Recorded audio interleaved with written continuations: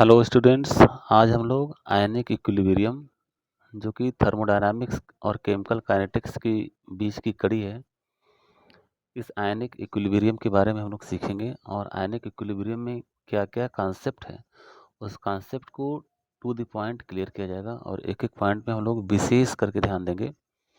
और जितनी भी थ्योरी है उनको समझने का हम लोग कॉन्सेप्ट थोड़ा सा अलग होगा। और फास्ट मोड में ये वीडियो इसलिए बनाया जा रहा है क्योंकि कम से कम समय में ज़्यादा से ज़्यादा सिलेबस को कवर करने का कोशिश किया जा रहा है। चूँकि बच्चे एकेडमिक क्लासेस के भी जुड़े हुए हैं और कॉम्पिटिटिव एग्ज़ाम के भी स्टूडेंट जुड़े हुए हैं। इनको पढ़ने में, इनको समझने में किसी प्रकार की कोई प्रॉब्लम ना हो, इस व्यू से वीडियो बनाया जा रहा है। और इसमें हम लोगों को ध्यान देने की ज़रूरत है कि वीडियो में एक एक चीज़ को कॉन्सेप्ट करने में आप लोगों का भी योगदान है और यहाँ पे पूरी चीज़ क्लियर करने की कोशिश भी की जाएगी। तो सबसे पहले हम लोग देखते हैं आयनिक इक्विलिब्रियम में आर्हेनियस थ्योरी। आर्हेनियस का थ्योरी क्या है, ब्रॉन्स्टेड की थ्योरी क्या है, लुईस कॉन्सेप्ट क्या है, ओस्टवाल्ड डाइल्यूशन लॉ क्या है, एक एक पॉइंट को इसमें क्लियर किया जाएगा। सबसे पहले एसिडिटी एंड बेसिसिटी।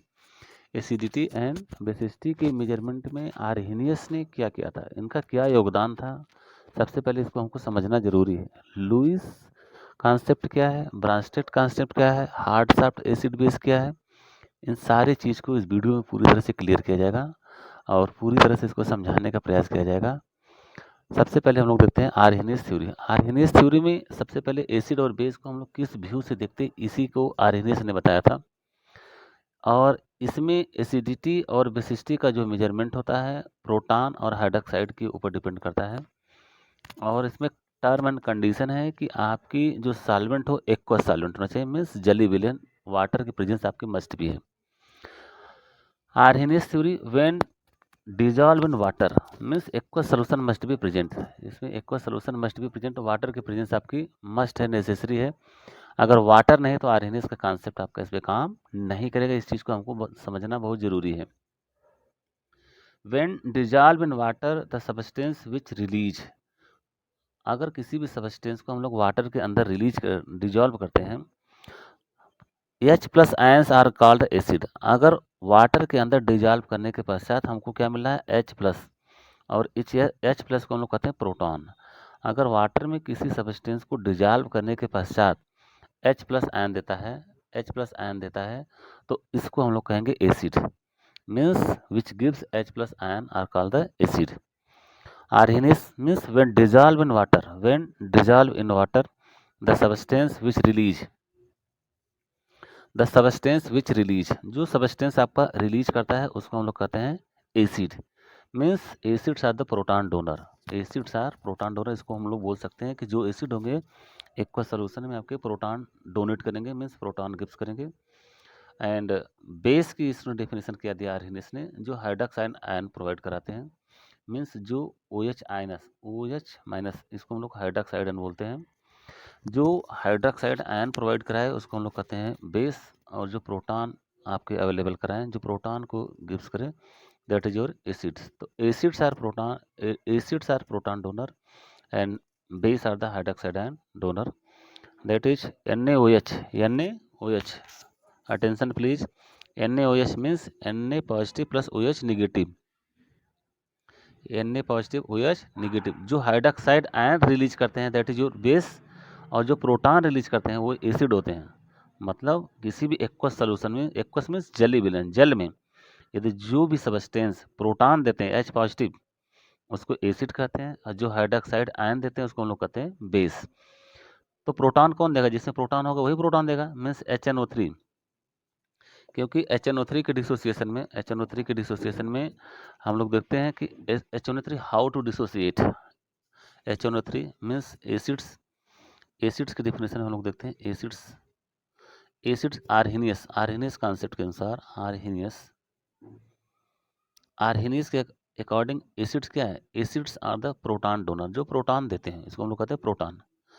पहले आप लोग ध्यान समझ लें कि प्रोटॉन क्या होते हैं। प्रोटॉन जैसे NH आपका हाइड्रोजन आयन है, इसमें से यदि एक इलेक्ट्रॉन हम लोग रिलीज कर दें, एक इलेक्ट्रॉन बाहर कर दें, तो हमारा H के ऊपर एक पॉजिटिव चार्ज आ जाएगा, इसी को कहते हैं प्रोटॉन, इसी को हम लोग बोलते हैं प्रोटॉन। अगर हाइड्रोजन एक इलेक्ट्रॉन एक्सेप्ट करता है तो इसको हाइड्रोजन के ऊपर एक निगेटिव चार्ज आता है, जिसको हम लोग कहते हैं हाइड्राइड आयन। अगर हाइड्रोजन इलेक्ट्रॉन एक्सेप्ट करता है तो हाइड्राइड आयन में कन्वर्ट होता है, और यदि H1 हाइड्रोजन आपका एक इलेक्ट्रॉन रिलीज करता है तो प्रोटॉन में कन्वर्ट होता है। तो according to Arrhenius acids are proton donor. जैसे आपको HNO3 एक्वस सोल्यूशन में आपका डिसोसिएट होगा तो क्या देगा, H positive plus NO3 negative. H positive यहाँ मिल रहा है, इसका मतलब क्या है कि ये एसिड है। Proton donor means acids. Similarly HClO4 ये after dissociated in aqueous solution gives H positive plus ClO4 negative means ये भी प्रोटॉन दे रहा है, ये भी प्रोटॉन दे रहा है। This means this is also an acid. HNO3 means nitric acid, this is also an acid. Similarly acetic acid means CH3COOH, this is your acetic acid and it can be also represented by CH3COOO, यहाँ पे H हो जाएगा, यहाँ पे loan पर oxygen का, means this ion dissociate in this manner and gives acetate ion CH3COO negative plus H positive, means acetic acid में से भी प्रोटॉन निकल रहा है, सो ये भी आपका एसिड है। HClO4 ये भी आपका एसिड है।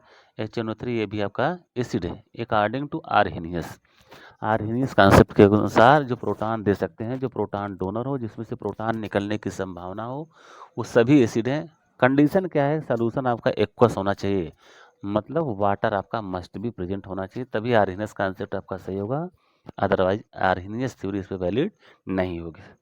सिमिलरली बेस को भी हम लोग दिखा सकते हैं। बेस क्या होते हैं अकॉर्डिंग टू आर्हेनियस? बेस क्या होते हैं? बेस मीन्स जो हाइड्रॉक्साइड आयन डोनर हो, जिसमें हाइड्रॉक्साइड आयन प्रोवाइड करा सकते हैं, जो भी सब्सटेंस हाइड्रॉक्साइड आयन दे सके, जिसमें हाइड्रॉक्साइड आयन मिलने की संभावना हो, और सोल्यूशन आपका एक्वस होना चाहिए। एक्वस सोल्यूशन में जो हाइड्रॉक्साइड आयन प्रोवाइड कराते हैं उसको हम लोग कहते हैं बेस। जैसे आपका एग्जांपल हो गया sodium hydroxide NaOH, NaOH means sodium hydroxide after dissociate in aqueous solution to gives Na positive and OH negative। तो यहाँ पे OH में नेगेटिव अवेलेबल है, that is your base. According to Arrhenius जो हाइड्रॉक्साइड आयन प्रोवाइड कराते हैं वो base होते हैं, और जो प्रोटॉन अवेलेबल कराते हैं that is your acid. Similarly potassium hydroxide KOH after dissociation gives K positive plus OH negative, this is also an base। then ammonium hydroxide NH4OH, it also gives ammonium ion NH4 positive plus OH negative, so it is also a base। means according to Arrhenius in aqueous solution which substance which gives protons are acid and substance which gives hydroxide ion are the bases। So this is your whole theory of the Arrhenius concept of acid and bases, means proton donor are acid and hydroxide ion donor are the bases in aqueous solution must be present। Similarly Bronsted and Lowry, Bronsted second concept आपका, first आपका concept हुआ, second concept आपका है Brønsted and लोरी। इसको हम लोग कहते हैं प्रोटोनिक कॉन्सेप्ट। इस कॉन्सेप्ट को हम लोग कहते हैं protonic concept, protonic concept, this is your protonic concept भी बोलते हैं। ब्रॉन्स्टेड एंड लोरी को हम लोग प्रोटोनिक कॉन्सेप्ट भी बोलते हैं। Means acid is proton donor, means acid को इसने क्या देखा है, ब्रॉन्स्टेड ने एसिड को क्या बताया, acids are the proton donor, जो प्रोटॉन को डोनेट करे वो एसिड है, और जो प्रोटॉन को एक्सेप्ट करे, प्रोटॉन एक्सेप्टर, जो प्रोटॉन एक्सेप्टर हो, प्रोटॉन का एक्सेप्टर हो, प्रोटॉन एक्सेप्टर को हम लोग कहते हैं base. Means acids are the proton donor, acids are the proton donor and base are the proton acceptor। acid is proton donor and base is proton acceptor। इसी के माध्यम में ब्रांस्टेड लोरी के कॉन्सेप्ट में हम लोग सीखेंगे hard soft acid base and conjugate acid and base, conjugate acid and base, that is conjugate acids and base, conjugate acids and base। To get the conjugate acid of a given species, add proton to it, for example N2H4 जिसको हम लोग बोलते हैं N2H4, to get conjugate acid आप given species, अगर species का हमको conjugate acid चाहिए, अगर स्पीसीज का हमको कंजुगेट एसिड चाहिए means to get conjugate acid of a given species add proton, add proton, add protons means इसमें प्रोटॉन आपको ऐड करना पड़ेगा। यदि इसका कंजुगेट एसिड हमको पाना है तो इसमें हमको प्रोटॉन ऐड करना पड़ेगा। और यदि हम लोग N2H4 में प्रोटॉन को ऐड करते हैं तो N2 आपका एज इट इज रहेगा और हाइड्रोजन की संख्या एक बढ़ जाएगी और H5 हो जाएगा, क्योंकि प्रोटॉन ऐड करते हैं तो इसके ऊपर एक पॉजिटिव चार्ज हो जाएगा। तो to get conjugate acid of a given species at H positive ion, किसी भी एसिड का यदि हमको कंजुगेट एसिड चाहिए तो कंजुगेट एसिड मीन्स हमको H पॉजिटिव इसमें ऐड करना पड़ेगा, और H पॉजिटिव ऐड करने का मतलब आपका हो जाएगा N2H4 when added to the proton to gives the N2H5 positive. To get conjugate base, यदि सिमिलरली यदि हमको कंजुगेट बेस प्राप्त करना है, to get the conjugate base of any species subtract proton from it, subtract proton for it. यहाँ पे conjugate acid प्राप्त करने के लिए हमको प्रोटॉन ऐड करना होता है।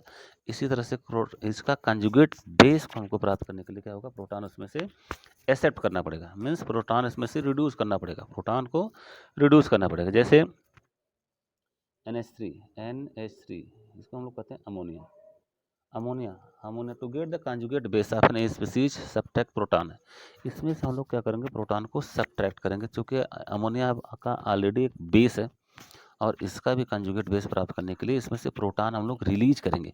अब प्रोटॉन रिलीज करने का मतलब जो H होगा वो आपका H पॉजिटिव की तरह रिलीज हो जाएगा। H पॉजिटिव की तरह रिलीज होने का मतलब क्या होगा, एक इसके ऊपर क्या आ जाएगा निगेटिव चार्ज और एक हाइड्रोजन आपका यहाँ पे कम हो जाएगा, मीन्स NH2 के ऊपर हो जाएगा निगेटिव चार्ज। तो यहाँ पे हम लोगों ने देखा कि conjugate to get conjugate base यदि निकालना है तो एक H पॉजिटिव हम लोग रिलीज करते हैं, मीन्स उसमें से सब्ट्रैक्ट करते हैं, और कंजुगेट एसिड को पाने के लिए उसमें प्रोटॉन हम लोग ऐड करते हैं, मीन्स कंजुगेट एसिड पाना है तो प्रोटॉन आपको जोड़ना पड़ेगा, और कंजुगेट बेस पाना है तो प्रोटॉन आपको घटाना पड़ेगा, रिड्यूस करना पड़ेगा, डिडक्ट करना पड़ेगा। मीन्स N2H4 का कंजुगेट एसिड क्या हो जाएगा, N2H5 पॉजिटिव, और NH3 का कंजुगेट बेस क्या हो जाएगा, NH2 नेगेटिव। इस चीज़ को आपको ध्यान रखना है, पेपर में बहुत क्वेश्चन पूछे जाते हैं इस तरह से। तो HCl is an acid while it's conjugate ion Cl minus is a base. अब यहाँ पे देखते हैं इसमें HCl means hydrochloric acid, hydrochloric acid के फार्मूला में हम लोग देखते हैं मीन्स HCl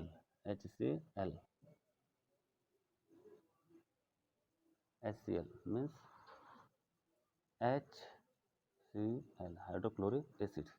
हाइड्रोक्लोरिक एसिड, ये आपका स्ट्रॉन्ग एसिड है, और इसका हमको कंजुगेट आयन यदि पाना हो तो कंजुगेट आयन इसका क्या होगा, इसमें से H पॉजिटिव आपका रिलीज हो जाएगा, और H पॉजिटिव जो ही हम लोग रिलीज करते हैं तो क्या होगा, H पॉजिटिव आपका रिलीज करते हैं तो क्या मिलेगा हमको, Cl नेगेटिव मिलेगा, Cl नेगेटिव। तो ये आपका एसिड है, HCl तो आपका हाइड्रोक्लोरिक एसिड है, हाइड्रोक्लोरिक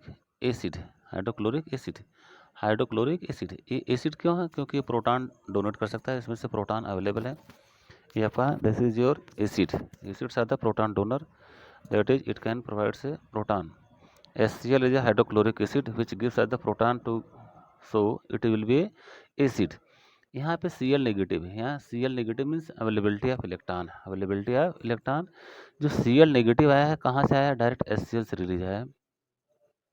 यहाँ पे HCl में से प्रोटॉन यदि हम लोग रिलीज कर देते हैं तो क्या बन जाता है, कंजुगेट बेस हो जाता है, this is your conjugate base.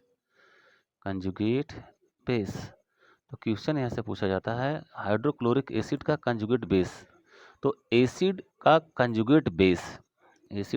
Conjugate base, और यहाँ पे एक टर्म है जो कि वेरी वेरी इंपॉर्टेंट है, वीक एसिड का conjugate base, strong base, weak acid का conjugate base that is weak acid and their conjugate base. तो वीक एसिड का जो कंजुगेट बेस होगा that is your strong. Attention please, very very important. Weak acid का जो conjugate base होगा, weak acid का conjugate base आपका strong base होगा। Similarly strong acid strong acid इसका जो आपका कंजुगेट बेस बनेगा, strong acid and their conjugate base, strong acid का जो कंजुगेट बेस होता है that is your weak base. Attention please, very very important point, it should be noted here and you can copy. Weak acid का conjugate base is your strong base. Weak acid conjugate base that is your strong base, and strong acid and their conjugate base will be weak base. That is, you can be also write HCl is an acid while its conjugate ion Cl negative is a base. तो यहाँ पे हम लोग पहले भी देखा कि HCl आपका डिसोसिएट होकर क्लोराइड आयन में आपका कन्वर्ट हुआ, तो क्लोराइड आयन आपका एक वीक बेस है और HCl आपका स्ट्रॉन्ग एसिड है। Similarly HCO3 negative ion can donate a proton, इसमें प्रोटॉन डोनेट करने की अभी कैपेबिलिटी है, मीन्स एक प्रोटॉन आपका ऑलरेडी अवेलेबल है, it can give send proton, can donate a proton as well as accept a proton, hence amphiprotic. Very very important, ध्यान दीजिए, इसमें दोनों चीज़ें हो सकती है, इसमें से प्रोटॉन भैया हम लोग रिलीज भी कर सकते हैं, तो प्रोटॉन यदि हम लोग रिलीज करते हैं तो इसमें क्या हो जाएगा, H पॉजिटिव यदि निकालते हैं तो यहाँ से क्या हो जाएगा, CO3 के ऊपर हो जाएगा निगेटिव चार्ज, दो निगेटिव चार्ज आ जाएंगे। ये कैपेसिटी इसके अंदर है, इसमें से मैं प्रोटॉन को रिलीज कर सकता हूँ और इसके ऊपर मैं प्रोटॉन को ऐड भी कर सकता हूँ, मीन्स H प्लस यदि मैं ऐड करूँगा तो ये प्लस और माइनस यहाँ पे आपके शॉर्ट हो जाएंगे और हमारा बन जाएगा H2CO3 मीन्स HCO3 माइनस के अंदर प्रोटॉन डोनर और प्रोटॉन एक्सेप्टर दोनों कैपेबिलिटी है, so it is also known as the amphiprotic, that is amphiprotic means जिसके अंदर एसिड की भी प्रॉपर्टी हो और बेस दोनों की प्रॉपर्टी हो, और ऐसे लोगों को हम लोग बोलते हैं एम्फीप्रोटिक। यहाँ पे प्रोटिक मीन्स क्या होगा, प्रोटॉन से, मीन्स एम्फीप्रोटिक मीन्स प्रोटॉन को जो डोनेट भी कर सकता है, प्रोटॉन को जो एक्सेप्ट करने की टेंडेंसी दोनों जिसकी अंदर कैपेसिटी हो, that is are known as the amphiprotic. अब हम लोग एसिड बेस के कॉन्सेप्ट में न्यू कॉन्सेप्ट सीखेंगे, that is your Lewis concept, very very important. Lewis का कॉन्सेप्ट क्या था, एसिड और बेस के देखने का नज़रिया इनका क्या था, acids are substance which accept lone pair of the electron. इन्होंने बताया था कि एसिड्स क्या होते हैं which can accept lone pair of the electron, means इनका इलेक्ट्रॉन एक्सेप्ट करने की टेंडेंसी है, मीन्स इनके ऊपर पॉजिटिव चार्ज हो सकते हैं, इनका ऑक्टेट इनकम्प्लीट हो सकता है, तभी तो इलेक्ट्रॉन को अपना लोन पेयर को अट्रैक्ट करेंगे। लोन पेयर को एक्सेप्ट करने का मतलब क्या है, इलेक्ट्रॉन डिफिशिएंट है, इलेक्ट्रॉन की डिफिशियंसी है, मीन्स पॉजिटिव चार्ज में be possible. Acids are substance which accept a proton, means acid क्या होते हैं तुम्हारा, which accept lone pair, accepts a lone pair of the lone pair of electron to form a coordinate bond, and base are the substance which can donate lone pair, और base क्या होते हैं, base can which can donate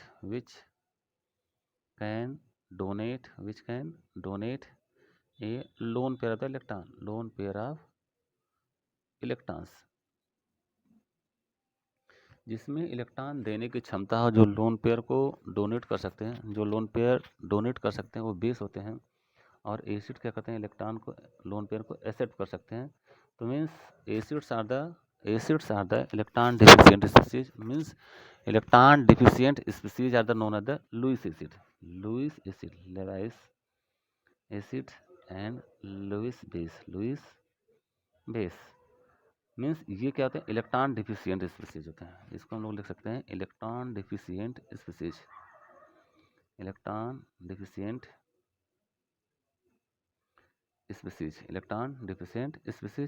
and Lewis base क्या होते हैं आपके, electron rich species. Electron rich species मतलब जो इलेक्ट्रॉन को डोनेट कर सकते हैं, जो इलेक्ट्रॉन प्रोवाइड करा सकते हैं, that is your Lewis base. और लुईस एसिड में जो इलेक्ट्रॉन एक्सेप्टर हो, जिनके ऊपर पॉजिटिव चार्ज हो, जिनका ऑक्टेट कंप्लीट ना हो, सेक्सटेट ऑफ द इलेक्ट्रॉन हो, ऐसे लोगों को हम लोग बोलते हैं लुईस एसिड। इसका अच्छा सा एग्जाम्पल हम लोग देंगे, जैसे आपका BF3, बोरान ट्राईफ्लोराइड, इसमें बोरान आपका सेंट्रल मेटल एटम है और फ्लोरीन आपके सराउंडिंग एटम्स है। तो बोरान को means 5B10 means electronic configuration 2 and 3 means KCl and Lcl 2 and 3 that is 1s2 2s2 2p1। तो यहाँ पे आउटर बैलेंस इलेक्ट्रॉन आपके कितने टोटल 3 है, मीन्स बोरान के बैलेंस इलेक्ट्रॉन आपके कितने टोटल 3 है, 1 2 and 3। फ्लोरीन एटम आपके टोटल कितने हैं 3 है, फ्लोरीन एटम आपके टोटल 3 है। फ्लोरीन एटम 3 तो फर्स्ट फ्लोरीन यहाँ पे हम लोग रखते हैं, सेकंड फ्लोरीन यहाँ पे रखते हैं और थर्ड फ्लोरीन यहाँ पे रखते हैं। Fluorines are belongs to the halogen family, and halogen family have 7 electron in their outermost shell, that is a 7 valence electron, that is 1 2 3 4 5 6 and 7। Similarly 1 2 3 4 5 6 and 7। Similarly 1 2 3 4 5 6 and 7। यहाँ पे बोरान का और fluorine का एक इलेक्ट्रॉन मिलकर एक covalent bond यहाँ बनेगा, बोरान और फ्लोरीन का एक कोवेलेंट बॉन्ड यहाँ पे बनेगा, और बोरान और फ्लोरीन का एक कोवेलेंट बॉन्ड यहाँ पे बनेगा। तो यहाँ पे हम लोग देखते हैं बोरान आपका टोटल कितने इलेक्ट्रॉन 1 2 3 4 5 and 6। तो बोरान के सराउंडिंग से आपके टोटल 6 इलेक्ट्रॉन हुए, मीन्स इसका ऑक्टेट क्या है, इनकम्प्लीट है, मीन्स इनकम्प्लीट ऑक्टेट इसको हम लोग बोलते हैं, इनकम्प्लीट ऑक्टेट। या टोटल इलेक्ट्रॉन कितने हैं 1 2 3 4 5 and 6, या इसको बोलते हैं sextet of electron, sextet of the electron में इनका ऑक्टेट कंप्लीट नहीं है। तो ऐसे स्पीशीज को हम लोग बोलते हैं Lewis acid, that is belong to the Lewis acid. तो इस तरह से इन्होंने लुईस एसिड का यहाँ पे निर्माण किया। तो BF3 आपका लुईस एसिड है। तो इस तरह कॉन्सेप्ट हमने देखा कि amphiprotic, proton donor, proton acceptor, Lewis concept, Arrhenius का कॉन्सेप्ट, ब्रनस्टेड का concept. Lewis are generally depends upon the electron deficient and electron rich matter। यहाँ पे इलेक्ट्रॉन डिफिशियंसी और इलेक्ट्रॉन रिच मैटर से सिमिलरली, जैसे हम लोग एग्जांपल देखते हैं आपका अमोनिया NH3 की हम लोग टेस्टिंग करते हैं कि NH3 आपका क्या है, आपका बेस है या एसिड्स है। अगर इसके पास लोन पेयर अवेलेबल है तो ये आपका बेस होगा। अगर लोन पेयर जो डोनेट कर सकते हैं, जिनकी डोनर कैपेसिटी हो, दैट इज योर बेस, और लोन पेयर एक्सेप्टर की टेंडेंसी जिनकी हो, दैट इज योर एसिड। तो nitrogen here is a central atom, means nitrogen representation 7 and 14। This is the representation of a nitrogen atom, that is 7 electron also dissociate into 2 and 5, that is KCl and Lz। Two part में इसको हम लोग dissociate कर दें। Then electronic configuration that is 1s2 2s2 2p3। तो यहाँ पे nitrogen के बैलेंस इलेक्ट्रॉन में आपका टोटल 5 इलेक्ट्रॉन है, total 5 electron in there balance shell of the nitrogen atom. इसके सराउंडिंग साइड आपके टोटल एटम कितने हैं, तीन हाइड्रोजन एटम है। तो मीन्स 1 1 2 3 4 and 5। ये नाइट्रोजन के स्ट्रक्चर को हम लोग बनाएंगे अमोनिया में। तो फर्स्ट हाइड्रोजन को यहाँ पे हम लोग रखते हैं, सेकंड हाइड्रोजन यहाँ पे रखते हैं, और थर्ड हाइड्रोजन को यहाँ पे शिफ्ट करते हैं। And hydrogen have their balance electron only 1। Hydrogen के पास एक ही बैलेंस इलेक्ट्रॉन होता है, 1 1 and 1।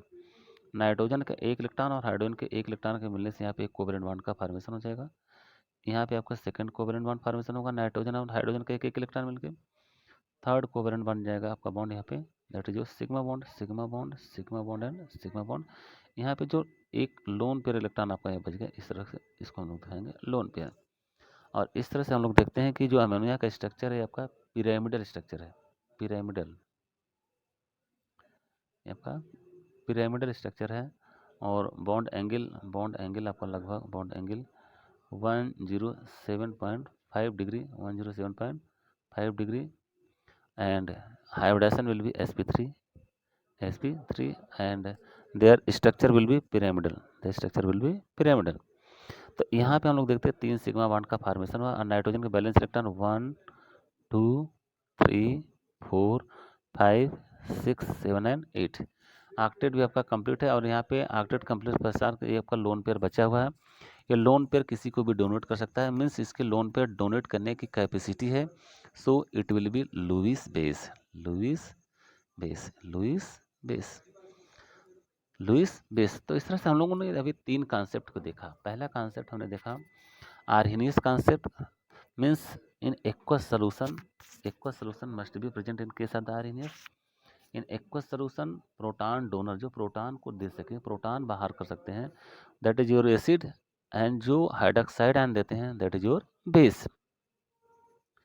Similarly Bronsted and Lowry concept हम लोगों ने देखा। ब्रांस्टेड एंड लोरी के कॉन्सेप्ट हम लोग क्या देखा, ब्रांस्टेड एंड लोरी कॉन्सेप्ट में हमने क्या सीखा कि ब्रांस्टेड एंड लोरी कॉन्सेप्ट में हमने देखा ये प्रोटोनेशन पे डिपेंडेंट है, प्रोटोनेशन पे डिपेंडेंट है, जो प्रोटॉन को एक्सेप्ट कर सकते हैं, जो प्रोटॉन को डोनेट कर सकते हैं, means proton acceptor and proton donor, proton acceptor and proton donor. और इसमें हमने देखा कि acids are the proton donor according to Bronsted, acids are the proton donor and bases are the proton acceptor। अब हम लोग पढ़ेंगे नेक्स्ट टॉपिक आपका है Ostwald dilution law, most important topic Ostwald dilution law, that is Ostwald dilution law, Ostwald dilution law, Ostwald dilution law. Ostwald dilution law में ये applicable for the weak electrolyte है, ये केवल applicable for the weak electrolyte. Attention please, very very important topic है, आपको इसको ध्यान रखिएगा, केवल ही वीक इलेक्ट्रोलाइट के लिए ही सत्य है। Weak electrolyte, weak electrolyte means जिनका डिसोसिएशन 100% ना हो, मीन्स जो वीक हो, कमज़ोर हो, ऐसे लोगों के लिए ओस्टवाल्ड का नाम ही है Ostwald dilution law. Applicable for the weak electrolyte, तो वीक इलेक्ट्रोलाइट में आपके क्या होते हैं, वीक एसिड आपका या तो वीक एसिड होगा या वीक आपका बेस होगा, weak acid and weak base के लिए, इन्हीं के लिए ओस्टवाल्ड ने आपका जो थ्योरी दिया था applicable for the weak electrolyte, weak acids and base.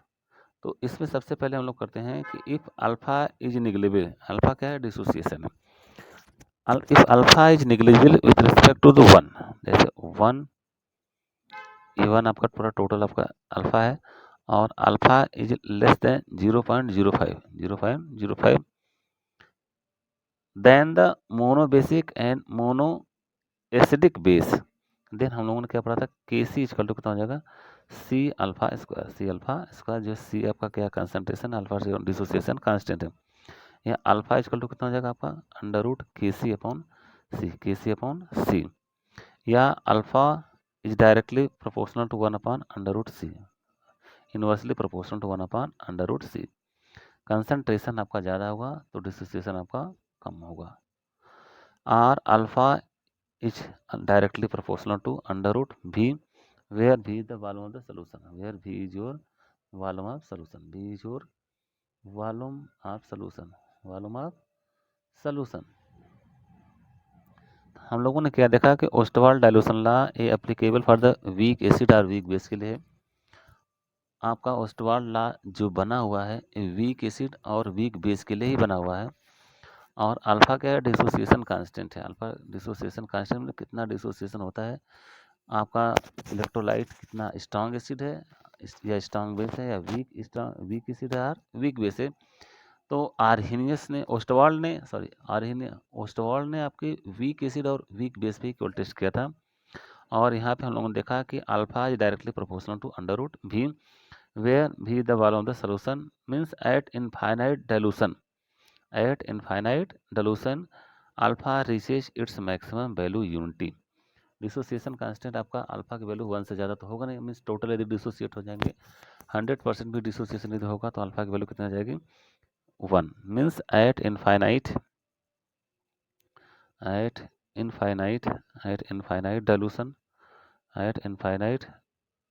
Dilution alpha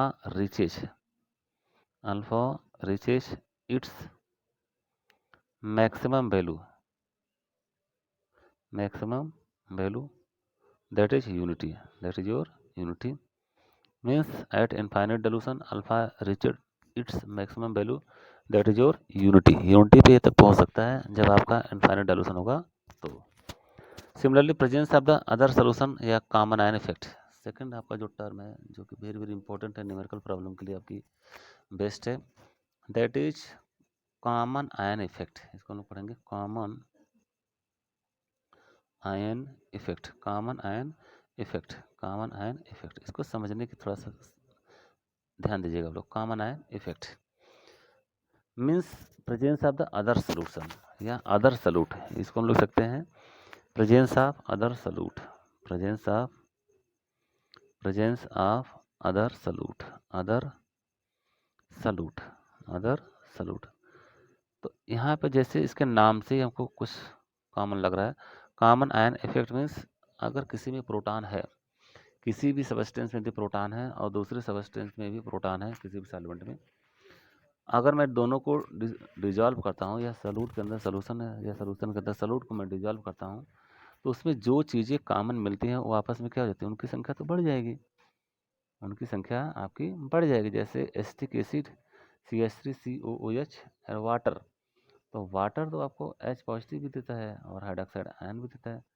acetic acid में हम लोग देखेंगे तो एसिटिक एसिड में आपको क्या मिलेगा, एसीटेट आयन मिलेगा, एसीटेट आयन मिलेगा और प्लस क्या मिलेगा, प्रोटॉन मिलेगा। तो यहाँ पे हाइड्रोक्साइड आयन तो आपका अलग है, एसीटेट आयन आपका अलग है, लेकिन ये दोनों प्रोटॉन आपके आपस में मिल जाएंगे। इसको ध्यान देना, अटेंशन प्लीज। तो प्रोटॉन आपके वाटर में भी अवेलेबल है और प्रोटॉन आपके एसिटिक एसिड में भी अवेलेबल है। तो प्रोटॉन का कंसंट्रेशन तो यहाँ बढ़ना है, that is your common ion effect, that is your common ion effect. Means degree of ionization of weak electrolytes, degree of ionization of weak electrolyte is suppressed by addition of substance having an ion common to weak electrolyte is known as the common ion effect. Means degree of ionization of weak electrolyte is suppressed by the addition of the substance having an ion common to weak electrolyte, common to weak electrolyte is known as the common ion effect. अब हम लोग पढ़ेंगे आयनिक product of water, most important topic आपका है आयनिक product of water, ionic product of water, ionic product of the water. Water के ionic product में हम लोग देखते हैं, सबसे पहले हम लोग देखेंगे आयनिक प्रोडक्ट ऑफ वाटर होता क्या है। Pure water is a weak electrolyte, pure water is a weak electrolyte, that is pure water is a weak electrolyte, weak electrolyte. Pure water is a weak electrolyte and after dissociation it gives H2O at equilibrium, it gives H positive and plus hydroxide ion. Water after dissociation gives proton and hydroxide ion both. तो before dissociation, इसको हम लोग लिखेंगे before dissociation, before dissociation means जब water आपका dissociate नहीं हुआ है, इसमें किसी प्रकार का डिसोसिएशन नहीं हुआ, उसमें वाटर का कंसंट्रेशन जो होगा वो क्या होगा, मैक्सिमम होगा, सीरा होगा। जब डिसोसिएशन हुआ ही नहीं होगा तो उसमें प्रोडक्ट का फॉर्मेशन क्या होगा, जीरो होगा। मीन्स प्रोडक्ट तो आपका जीरो होगा ना, जब आपका डिसोसिएशन नहीं होगा तो प्रोडक्ट उसमें आपका क्या रहा होगा, zero. That is product will be your zero and zero, product will be zero and zero. And second is your after dissociation, after dissociation जब वाटर मॉलिक्यूल आपका डिसोसिएट होगा तो कंसंट्रेशन ऑफ वाटर का डिक्रीज करेगा और concentration आपका product आपका increase करेगा। मीन्स इसको लिखेंगे C minus C alpha, means concentration C में से इसका कुछ पार्ट जो यहाँ से टूट करके कहाँ गया, प्रोडक्ट के फॉर्मेशन में, और यहाँ जो पार्ट टूटेगा वही तो बनेगा C alpha and C alpha. Most important, attention please, बार बार मैं बता रहा हूँ, मोस्ट इंपॉर्टेंट टॉपिक आपका है, इसमें थोड़ा सा ध्यान देने की आपको ज़रूरत है। और यहाँ पे जो डेरिवेशन है मोस्ट इम्पोर्टेंट है, और डेरिवेशन के क्रम में हम लोग देख रहे हैं कि जो H2O है, H2O मॉलिक्यूल आपका डिसोसिएट होकर के H positive and hydroxide ion दे रहा है।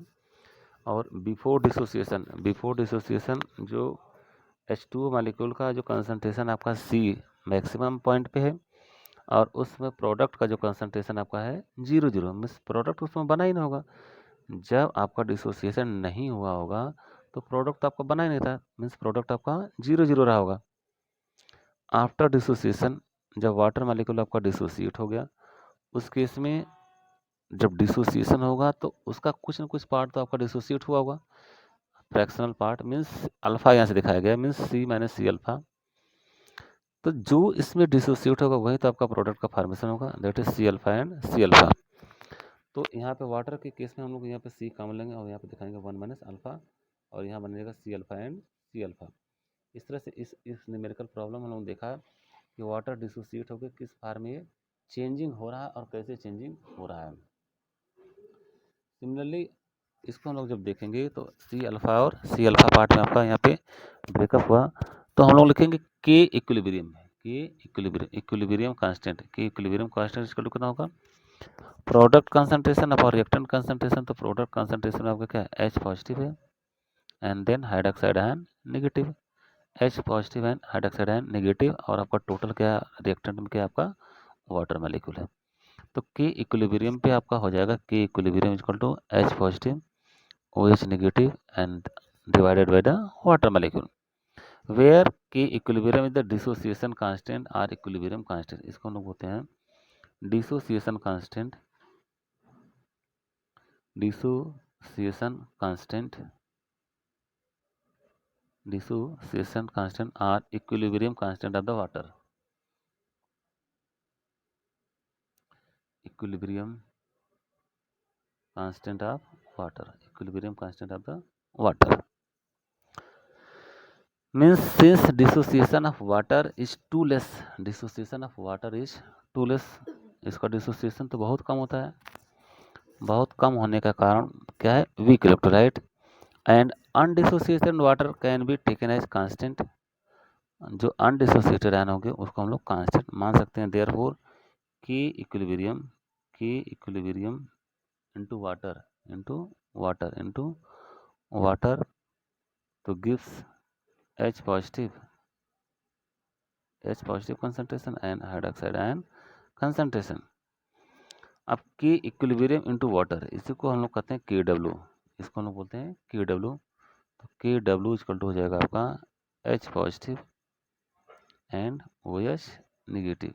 मोस्ट इंपॉर्टेंट फार्मूला आपका यहाँ पे डेराइव हुआ है, के डब्ल्यू मतलब वाटर का, ये वाटर आपका डिसोसिएट होगा, water dissociation constant equal to H positive concentration and hydroxide ion concentration. The new constant K W is no the ionic product of water, यह इसको हम लोग बोल सकते हैं, बोलते हैं इसको हम लोग आयनिक प्रोडक्ट ऑफ वाटर भी बोल सकते हैं, ionic product of water, ionic product of water, ये ionic product of the water K W हो गया। के डब्ल्यू इक्वल टू कितना हो जाएगा आपका H positive and OH negative. तो आयनिक प्रोडक्ट ऑफ वाटर में हम लोगों ने देखा तो K W equal to H positive and OH negative. The new constant K W is known as the ionic product of water. The numerical value of Kw increases considerably with the temperature and it is Kw की value हम लोग क्या assume कर सकते हैं 1.0 into 10 के power -14 at standard temperature 25 degree Celsius 25 degree Celsius पे। The variation of ionic product of water with temperature is given by means ln natural logarithm Kw2 upon Kw1 equal to delta H reactant upon R और यहाँ पे हो जाएगा T2 minus T1 upon T1 अब हम लोग पढ़ेंगे pH के बारे में, most important topic, attention please. pH आपका pH क्या होता है, या इसको हम लोग पोटेंज हाइड्रोजन भी बोलते हैं या प्रूसियन हाइड्रोजन भी बोलते हैं, गिवन बाई सोरेंसन। इसको किसने दिया था, सोरेंसन नाम के साइंटिस्ट ने दिया था। Means hydrogen ion concentration pH to be express as the hydrogen ion concentration, या इसको हम लोग बोलते हैं hydrogen ion concentration, hydrogen ion concentration hydrogen ion concentration भी इसको हम लोग बोलते हैं। तो हाइड्रोजन आयन कंसंट्रेशन के बारे में हम लोग देखते हैं। और पीएच को हम लोग रिप्रेजेंट करते हैं, pH equal to negative log of the hydrogen ion concentration. Most important formula आपको पीएच को सोरेंसन ने क्या बताया था कि pH equal to negative log of the hydrogen ion concentration. तो pH equal to H positive, या तो मैं एच पॉजिटिव लिखूं या तो हाइड्रोनियम आयन लिखूं, बात एक ही है। यहाँ पे आपको समझने की ज़रूरत है, स्टूडेंट से मैं बार बार आगाह कर रहा हूँ, चाहे एच पॉजिटिव लिखे चाहे हाइड्रोनियम आयन लिखे, बात आपकी एक ही है, इसमें कोई डिफरेंस नहीं है। या इसको लिख सकते हैं कि pH equal to minus log hydronium ion, चाहे मैं हाइड्रोनियम आयन लिखूँ और चाहे एच पॉजिटिव लिखूँ, बात आपकी एक ही है। Means H positive and hydronium ion both will be equal. और एच पॉजिटिव इक्वल टू कितना होगा, एच पॉजिटिव इक्वल टू कितना होगा 10 के पावर माइनस पी एच, 10 के power minus P H. Important point, सब जितने भी फार्मूला आपको डेराइव हो सब मोस्ट इंपॉर्टेंट फार्मूला है, जो कि आपके एग्जाम के लिए बहुत ही इंपॉर्टेंट साबित होंगे। For simplicity hydrogen ion are simply written as H positive, इसको हम लोग एच पॉजिटिव से भी दिखाते हैं, with the understanding that H positive ion in the solution are always solvated. Ionic product या auto ionization constant of water Kw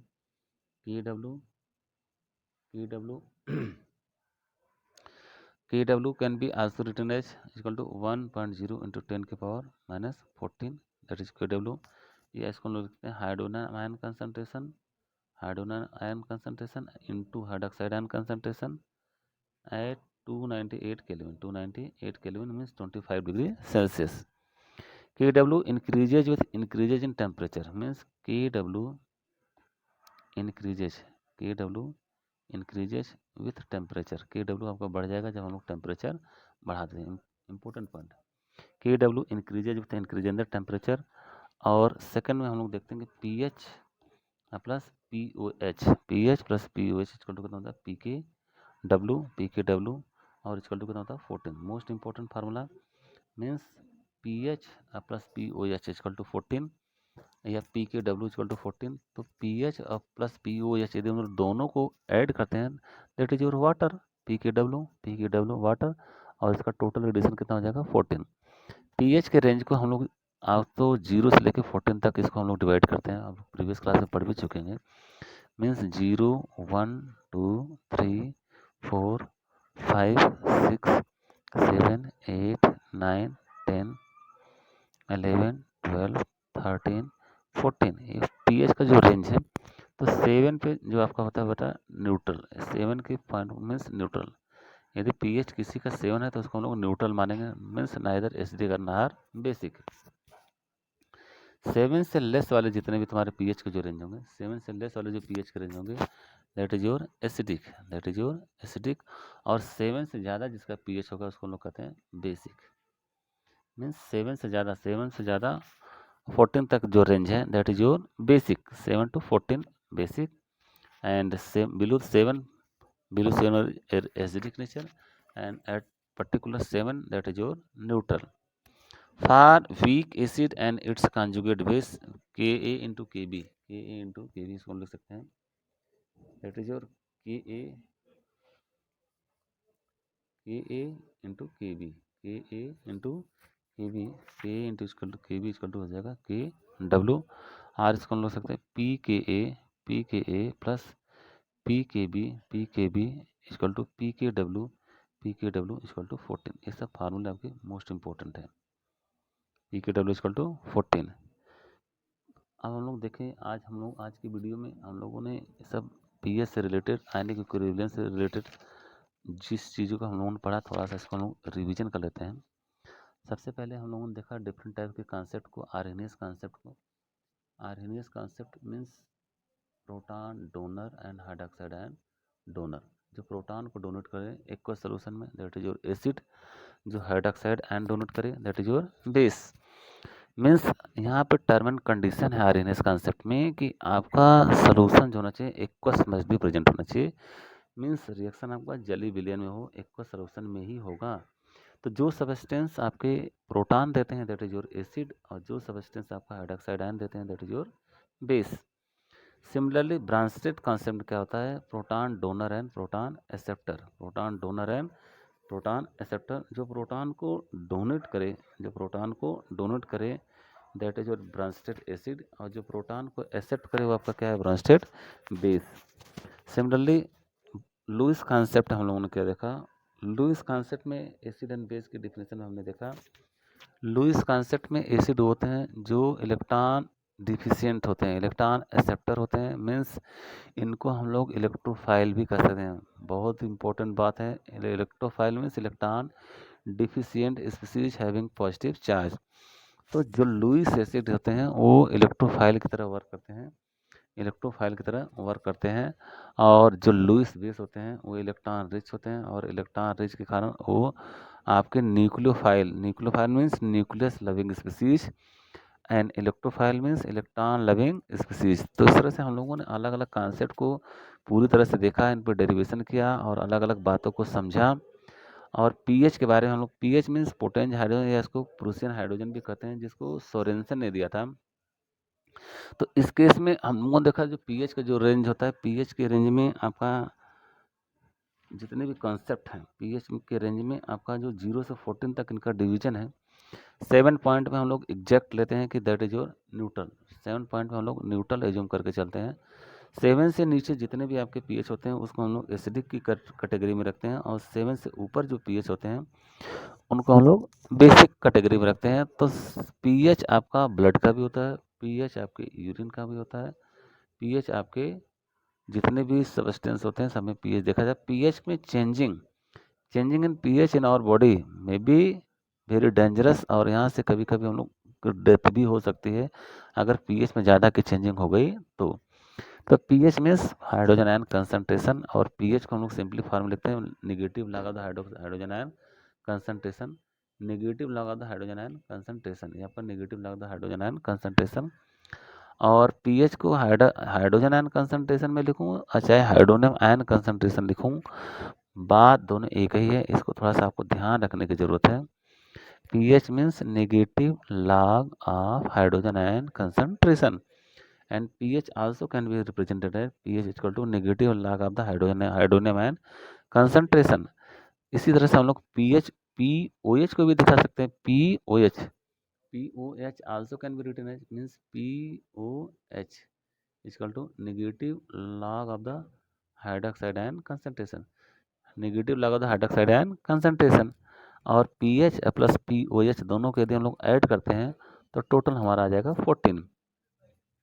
तो यहाँ पे अलग अलग कॉन्सेप्ट को हम लोग पूरा समझने की कोशिश किए, डिसोसिएशन कांस्टेंट के बारे में सीखा, अल्फा के बारे में सीखा, कॉमन आयन इफेक्ट देखा, और आर्हेनियस कॉन्सेप्ट को समझा, ब्रांस्टेड कॉन्सेप्ट को समझा, कॉन्जुगेट एसिड बेस के बारे में हम लोगों ने जाना, और डिसोसिएशन कांस्टेंट क्या था उसके बारे में सीखा, पीएच के बारे में सीखा। और नेक्स्ट में हम लोग सीखेंगे pH calculation of weak acid and pH calculation of the weak base, pH calculation of mixture of the two acids H and H B, pH calculation of mixture and salt hydrolysis के पढ़ेंगे, buffer solution पढ़ेंगे, mix buffer के बारे में हम लोग पढ़ेंगे, और जितने भी पीएच से रिलेटेड उसके फार्मूले के बारे में पढ़ेंगे, एंडरसन इक्वेशन पढ़ेंगे, मैक्सिमम बफर कैपेसिटी के बारे में जानेंगे, equivalence point acid base titration पढ़ेंगे, strong versus strong base, weak acid versus strong base, strong acid versus weak base, weak acid versus weak base,